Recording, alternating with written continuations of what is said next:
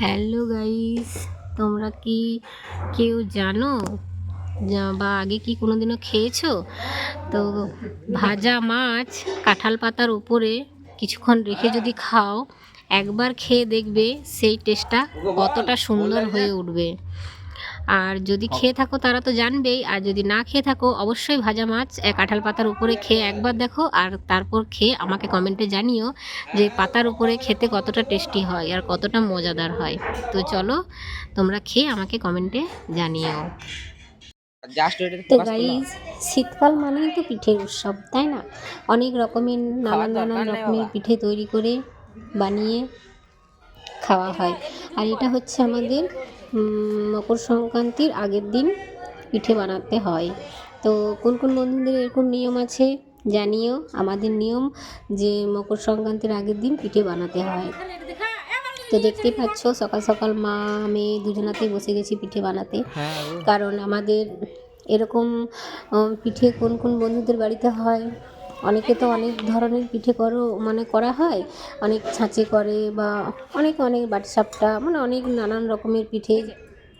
তো আমাদের এরকমই করা হয়। তো এগুলো হচ্ছে আমাদের কোনো চাছি বা নারকেল, মানে কোনো পুর দেওয়া হচ্ছে না, কারণ দাদু মারা গিয়েছে, 1 বছর না হলে চাছি মানে পুর ঢাকিয়ে খেতে নেই আমাদের। তাই এটাকে গড়গড়ে পিঠে বলে, মানে ভিতরে কিছু থাকবে না, শুধু ফাঁকা। আর এই পিঠেটা খেতে মানে গরম গরম বেশ খেজুর গুড় বা নারকেলটা লাগিয়ে লাগিয়ে খেতে পাবে। আবার কী নিয়ম, দুধ দিয়ে ফুটিয়ে খেতে পায়। তারপর পিঠেটাকে লঙ্কা ফড়ং দিয়ে তেল দিয়ে তারপর আস্তে আস্তে ভেজে, মানে হালকা হালকা জল ছিপছিপ করে দিয়ে ঢাকা দিয়ে পিঠেটাকে নরম করে ভেজে খেতে কিন্তু হেভি লাগে। তো মানে ভাজা পিঠে কোন কোন বন্ধুরা খেয়েছো কমেন্টে অবশ্য জানিও। যেসব বন্ধুরা এখনও খাওনি ভাজা পিঠে, তারা অবশ্যই কিন্তু একবার ভাজা পিঠে খেয়ে দেখো। খুব সুন্দর টেস্টি, অসাধারণ, বেশ নুন নুন ঝাল ঝাল খেতে লাগবে, দারুণ লাগে। শুকনো লঙ্কা ফড়ং দিয়ে আর অল্প তেল দিয়ে হালকা জল ছিপছিপ করে ঢাকা দিয়ে তারপরে আবার ঢাকাটা খুলে ভাজতে হবে। তো খেয়ে দেখো। তারপর দেখতেই পাচ্ছ এটা কি বলো তো, এটার কি নাম আমাকে কমেন্টে অবশ্যই জানিও। তো বসে থাকার সময় এটা দেখছি পায়ের গোড়া দিয়ে হেঁটে হেঁটে যাচ্ছে। তো এটাকে আমরা বলি বিছে। তো অনেকেই তো অনেক কিছুই বলে থাকে। তো কোন কোন বন্ধুরা এই জিনিসটাকে মানে কী নামে চিনো, কী নামে পরিচিত তোমরা জানো, আমাকে জানিও। আমরা কিন্তু এটা মানে বিছেই বলি। এটা কিন্তু মানে কামড়ে দিলে খুব বিঁধে দেয় আর কি, খুব জ্বলন হয় জানি, খুব বিষ এটাতে। তো দেখো কতগুলো পা, ছোট ছোট পা দিয়ে হাঁটতে হাঁটতে যাচ্ছে। চলো তোমাদেরকে একটু জুম করে দেখাই। এই দেখো পাতা নিয়ে পরে এরকম করে নিয়ে খেলা করছিলাম। তো যাই হোক, ভয়ও করছিল।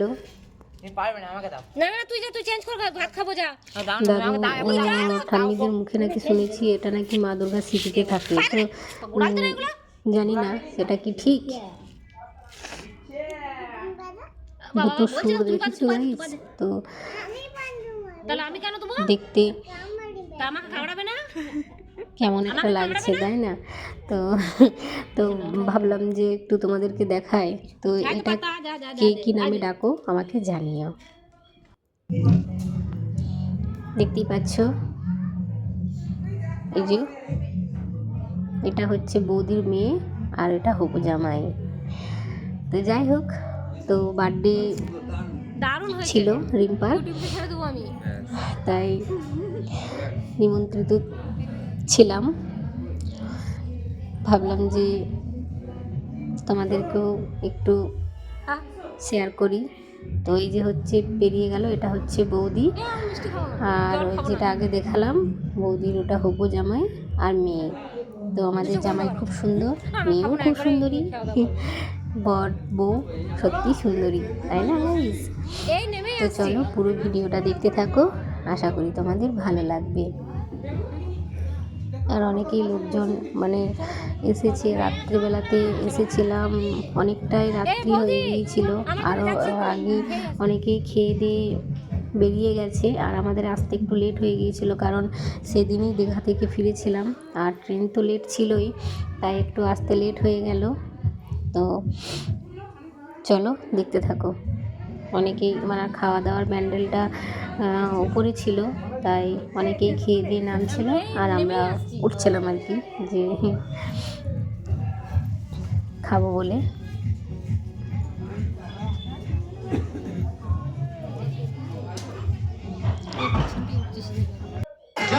আর এখানে কেক কাটিং হয়েছিল, তো কেক কাটিংটা তোমাদেরকে আমি দেখাতে পারলাম না, কারণ তখন এসে আমরা পৌঁছাইনি, কিন্তু এই যে কেক কাটিংয়ের জায়গাটা তোমাদের সঙ্গে অবশ্যই শেয়ার করে দিলাম।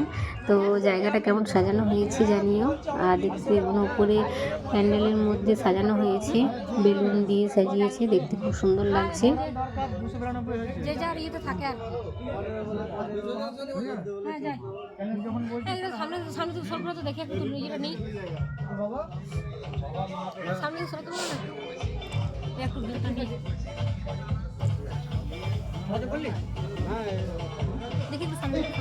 এই যে কাকু দাঁড়িয়ে আছে এখানে, আর এখানে কেক কাটিং করা হয়েছিল। এখন মানে সব টেবিল আরে যা নিয়ে আসা হয়েছিল সব এখানে জায়গাটা ফাঁকা হয়ে গেছে, দেখতেই পাচ্ছ।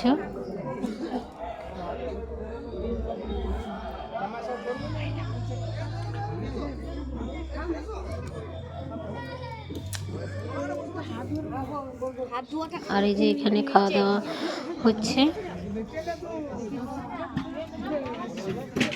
তো সবাই বসে গিয়েছে। এই যে হাই করে দিল বোন, সবাই একটু হাই করে দিল।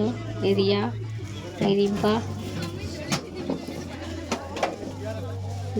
এটা হচ্ছে আমাদের বান্ধবী দাদা।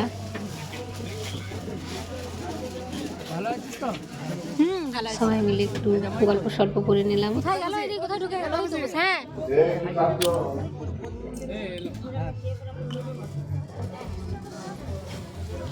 তো চলো, এরপর রাত্রি তো অনেকটাই হয়ে গেল, তাই একটু খাওয়া দাওয়া করে নিই। আর টেবিল সবাই বসে গিয়েছে, আর ওইদিকে ছেলে আর বর এখানে জায়গা রেখেছে।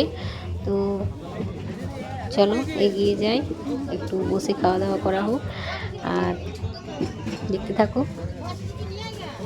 আশা করি ভালো লাগবে। তাড়াতাড়ি খেয়ে নিলে যাবো।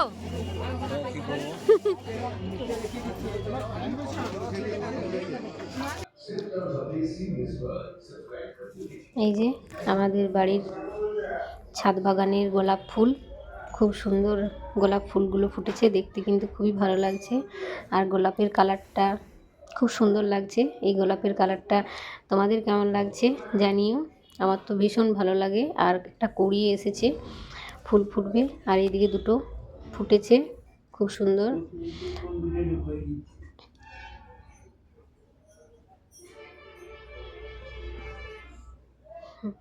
খুব সুন্দর লাগছে দেখতে, আর ফুল গাছেই থাকলে বেশি ভালো লাগে, তাই না? আর গোলাপ ফুল তো আমার প্রিয়, খুবই ভালো লাগে, তাই ভাবলাম তোমাদের সঙ্গে শেয়ার করি। কোন কোন বন্ধুদের গোলাপ ফুল ভালো লাগে জানিও।